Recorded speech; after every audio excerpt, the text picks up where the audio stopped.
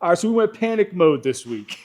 DJ had a big range day set up, and we had that elbow issue flare up. This is everything we went through. So from me to you, if you have tendonitis real bad, especially in the forearm, for me, it is this section. I mean, I can stick with a needle and show you exactly where it is. And when it flares up, it goes real bad for me, man. So for the guys still have to be able to perform and get through that, there's some stuff we do. I've had tendonitis, I mean bad, man. And it's so bad, I can't do anything for it. And we had fat grips and we were doing hammer curls and crushed them, did all our sets. And the moment I set it down, the whole thing locked up. My hands started to shake. I couldn't do anything. And we still had like 3 or 4 more exercises. I'm like, I have no connection to this hand right now. And we're going to the range in less than an hour. And I freaked out on him. I'm like, brother, I don't know what to do right now. Let's do it all. And this is everything we did. And we went out to the range. We shot content. You guys will see it. And by the time I got there, from the moment we wrapped the floss on and dropped all this stuff on to the moment I got to the range, ripped it out and crushed the range. It was totally fine. And it's never been like that before. And I think it's because we just systematically attacked it one thing after the other and exhausted all of our resources to see.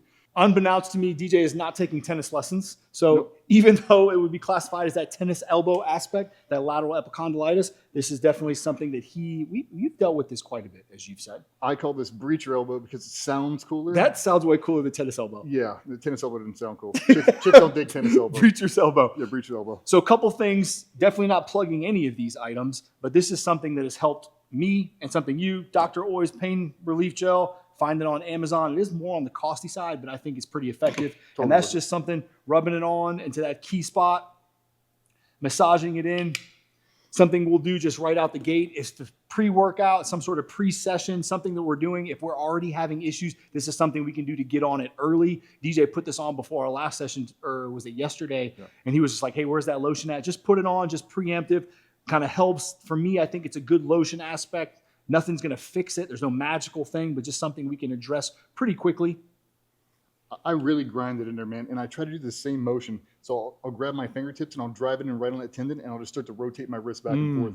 That cross-frictional rub. Yep. Yeah, man. Just really trying to break up whatever that is. This next guy. So this is a $20 Ryobi car buffer. I'm pretty sure you guys probably have a pretty fancy massage gun at your device. We have those too, that $400 or $500 thing that collects dust until you need it in the last resort. $20 Home Depot. I found this to be pretty beneficial when it comes to bringing blood to the area. The frictional vibrations just kind of brings a lot of attention to that area. And that's just something as simple as creating a stop. So creating a stop on me. And then from there, just kind of moving through like DJ said, just kind of starting on it. And then he can start to rotate his body now. So he can start to rotate. He can start to bend that elbow a little bit if he wants. I'll even hand this to him and have him do it on his elbow. So now you do it personally. It's kind of bend that elbow as you're kind of working through that. Digging into a spot. It's not as pinpoint, but you can put it on its edge to have that spot. But from there, he's just kind of go throughout the whole thing. And once again, when we have a spot that's giving us issues, we want to make sure we go above and below, not just on that one spot where that knot feels or that tension feels. Kind of go above it, kind of go below it. Try to play with that whole muscle length from insertion into origin or where we're having this issue at. Kind of work around that surrounding tissues as well, because maybe just because you're having pain in one spot, just because there's smoke there, doesn't mean that's where the fire's at. So we want to make sure we work around and address all those surrounding tissues. So that's low-hanging fruit. DJ said kind of self-massaging with that cream, getting into a bigger surface area with that vibrational friction. That's kind of like relieve pain. Try to relieve pain, relieve tension right away. And then we'll go to something a little bit more intensive. He'll kind of make a fist on me, but you can do this by yourself as well if you're by yourself. This is floss tape, just off Amazon. I think the brand is Rock Tape. But if you just type floss bands, this is something we'll use for our groin. We'll use this for elbows. We'll use this for our knees, for our ankles, just to kind of create some restriction on that tissue. DJ did this actually while he was driving down to the range. I did it on him before he left, and he kind of wore it on the way down there. What were you doing while you were driving, while you had this on? Just trying to give it 90-degree bends, man. Not too. Once this thing gets bound on you really can't get a full contraction. Just enough. Just try to force the blood flow in there. Just driving. That's all I'm trying to do is just force that blood flow. And you can feel it, man. It's super tight. Gives you a really good forearm pump. For me, driving in the car, just trying to break this thing up as much as I can. And it feels like my whole hand goes numb. And I'm like, as soon as I take this thing off, it's going to be worse. As soon as I take it off, it's going to be worse. And as soon as I release it, it is nothing but better. it feels like it shouldn't work. It feels like some kind of voodoo magic. Yeah. But I don't care. It works, dude. Like even when I pull my calf, same thing. We wrap a calf up and I'm just in here doing subtle little calf raises, same thing. As soon as I take it off, I'm like, oh, finally a little bit of relief. But I mean, Davis had a groin thing for years now. He does it every time we do legs. He throws these floss bands on it. Really helps. I look at this as like restricting tissue. So think about it as, if we understand there's something happening here and I have the length of this arm, I like the concept of like a garden hose. Wherever this is kinked at, I don't care. I'm just going to kind of restrict all this movement and try to add movement, like DJ said, bending the elbow, just kind of playing with this tension. And hopefully when I release all this tension, take this floss band off, maybe that restriction now kind of that tension distributes a little bit differently. So this is just something that you're not going to have no negative side effects from this. We wouldn't do this longer than 5-10 minutes. Nothing crazy here, but you can do push-ups with this. You can do any sort of aspect. If you're warming up, man, I have a lot of elbow issues. Wrap it up. Do some push-ups, do some triceps, do some bicep curls. Just kind of play with that tension and then unwrap, kind of go through it. And then from there, it should feel a little bit different. Now, how long that relief lasts, not really sure. It depends upon you and how bad the issue is and what caused the issue. Yeah. And then from there, any arm sleeve would do. This is a 2XU arm sleeve, but compression. When it comes to the arms, the legs, the limbs of any point, just having some sort of compression, I think helps. Go fist on, there you go, hands on. Run this all the way up.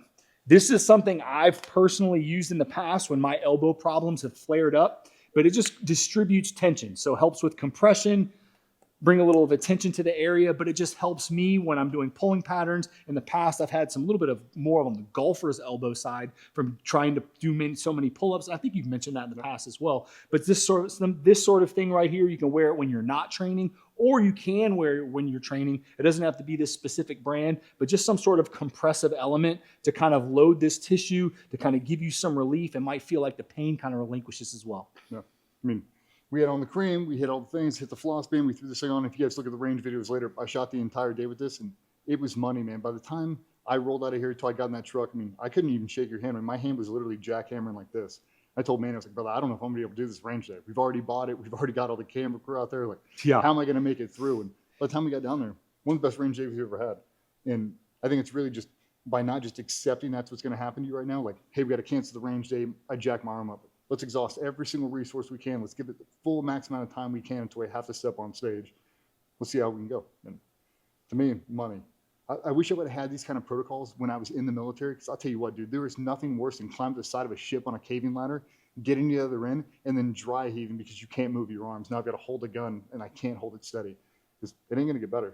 You got to be able to exhaust all the resources. It's a really cool combination to be able to knock out. We've talked about the importance of training around things. DJ's mentioned as well when he blew out his shoulder and we were still squatting every day. It's what can we do? And something like this where DJ's like, I have, we're still going to train. I know DJ's showing up the next day. I know he's going to the range and he's going to shoot hundreds of rounds. It's like, how do we keep him in the game? Something as simple as this. May it help? Maybe. It's worth trying at least, and it did actually help in your case. So these are things that we can react to an issue, but how can we be proactive? We have 2 strength movements for that. So let's jump over here on this fat grip. You can take that arm sleeve off. Brendan didn't want me to keep his stuff. Well, I stretched it out for you from my workout earlier. Yeah, Brendan's 18-inch arms. Thanks. Set of flex. So this is just a simple setup that we've used in the past, using a fat grip to kind of load that rotation from a banded setup inside of a rack. Kind of walk through this, DJ.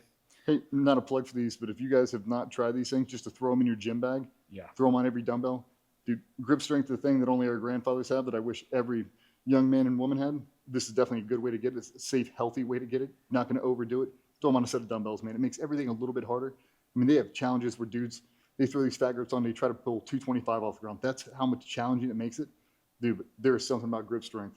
You don't get it overnight, but once you have it, it's a really cool cheat code. Let's rotate it open. Yep. So he's going to pin that elbow to his side. He's kind of in this overhand position, and then he's going to rotate it open. So basically the fat grip kind of gives you that good entry point of a good solid position on your hand, that solid purchase. As I've heard DJ mention in the past, if you don't have access to a fat grip, you definitely could just use your hand on the band, but it just kind of gives you that sturdy position that you can rotate off of and almost create a little bit more leverage because it's a little bit longer.